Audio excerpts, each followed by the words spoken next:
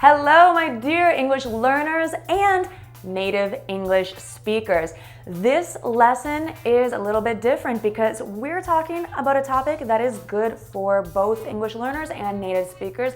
It is the most difficult words to spell in English, and most importantly, how to remember the correct spelling of these words in English so that you hopefully don't make a spelling mistake again. Now, the most important thing is to develop your memorization techniques because there are so many words that are difficult to spell in English. English is notorious for being a language full of words that are spelled on paper differently than they sound when you hear them. And so today I'm going to introduce 3 ways that you can have a better memory for spelling and, of course, the correct spelling of 14 of the most difficult words to spell in English. So I think that's pretty straightforward, so let's jump right into the words. Our first word is liaison. Now, English is a fascinating language because we borrow so many words from other languages like French. So we can kind of blame the French for the difficult spelling in the word liaison. Many people forget that we have so many vowels in liaison, but we can use a technique called association where we associate the idea that with a liaison we have people meeting, and in this case we have many vowels meeting. The I, A, I. We need 3 vowels to all meet together in the word liaison to spell it correctly. So this is one technique that you can use. You can associate the spelling of the word with another idea like letters or people meeting up in a liaison. And this is a beautiful word. It's one of my favorite words in the English language that we have borrowed from another language. Next, receive. Receive is also a beautiful but difficult to spell word. Many people mix up the vowels here. You'll find that vowels in English can be pretty tricky, but we have a special rhyme that many grade schoolers will recognize: I before E except after C. And so here in the word receive, we have that C and then, of course, the E-I. So usually I comes before E unless it's after C. Or if you have an exception, and English is full of exceptions.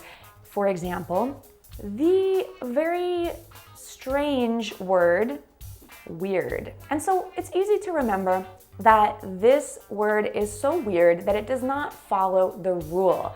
It is an exception to the rule W-E-I-R-D. And there's no C. Also the word their, as in the possessive them. So their doesn't follow the rule either. So we can remember that they are weird, and so their possessive is also weird, just like the same as the word weird, E-I-R, T-H-E-I-R. Next, this word. Now, the way I remember this is directly related with the spelling, harass. Someone who is being an ass will harass you, and that's how we remember that there are 2 S's, but this word is also harassing us with a difficult spelling, and we don't have 2 R's. It's trying to trick us, so just 1 R and 2 S's. Now, when I was a grade school child and I had to remember my spelling, my parents would make me copy each word on my spelling list from my teacher, generally about 20 words each week. They would make me copy each word 100 times.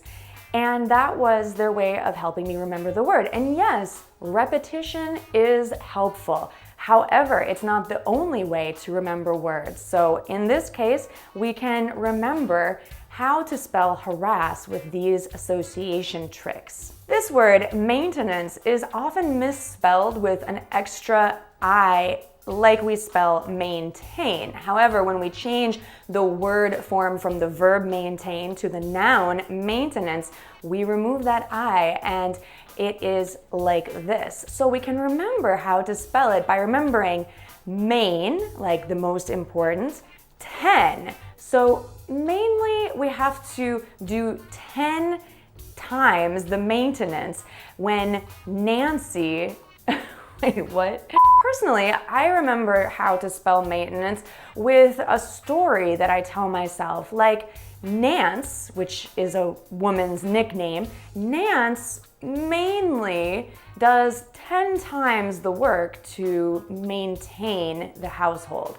So you can tell yourself a short story to associate with the spelling of the word. And as you repeat this a few times, you'll remember the spelling. This word is tricky because we have a double M that is difficult to remember, recommend, but we can use a mnemonic device which includes sounds to associate with the correct spelling. So I could think, two M's, this restaurant was a wonderful recommendation, or thank you for recommending this restaurant, or I recommend this restaurant because it is delicious. We can remember how to spell this word because we need all of the double letters, the double C, the double S, in order to reach success. It takes every letter that we can put in there. Exaggerate, I remember, because we don't need any eggs. Now I know this is a silly association, but when you pronounce the word exaggerate, it sounds like you're saying egg, like the food.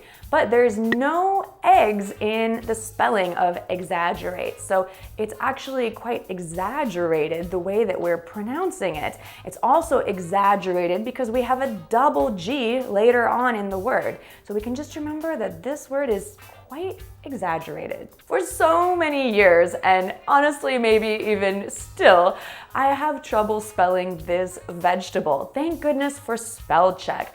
But now I'm going to remember it because I came up with a memorization technique with association. You don't want E. coli in your broccoli. So E. coli has only one C. So in order to avoid E. coli in your broccoli, make sure that you put 2 C's in the spelling of the word. With some words like Wednesday, you just need to sound it out in order to remember the spelling. So when I write this word, in my mind, I actually think of how it would sound if we pronounced each letter. Wednesday. Of course, we don't actually say it like this, but this helps me to remember the spelling, and you can try it too. This word is also quite difficult to spell, but again, I think about how it would be pronounced if we actually pronounced each letter in it. So instead of rhythm, I actually think rhythm, which sounds ridiculous, but it helps me to remember the spelling. It's also an interesting word because it has 6 letters and only one is a vowel if you do include Y in the vowels. And so I think of rhythm as a kind of special skill that many people are still developing, just like how to spell the word rhythm. Pronunciation. This is a difficult word to spell, but quite important. And I remember this word because it is so difficult to spell that nuns should only teach how to spell. Pronunciation. Now, many people make the mistake of adding an O into that second syllable, just like the word pronounce.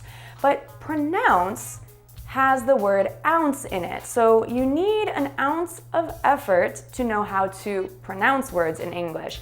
And only nuns should teach pronunciation because only God knows how to pronounce every word in English. And finally, of course, the word to misspell is quite difficult to spell.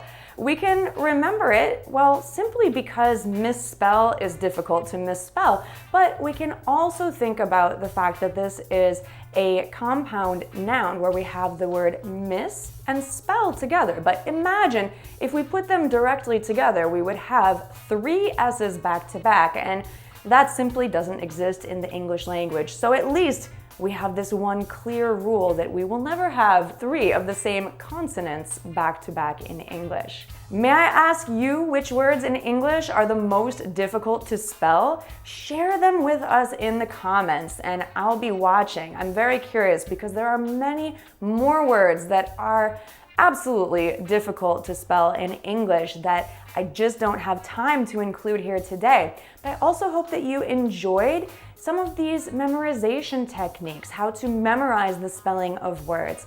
Tell me your thoughts in the comments. And if you enjoyed this lesson, make sure to hit the big red subscribe button right down there so that you don't miss another English lesson here at Go Natural English. Now let's continue with 10 words that you may be pronouncing wrong. You can click right over here to watch that now. I'll see you there. Bye for now.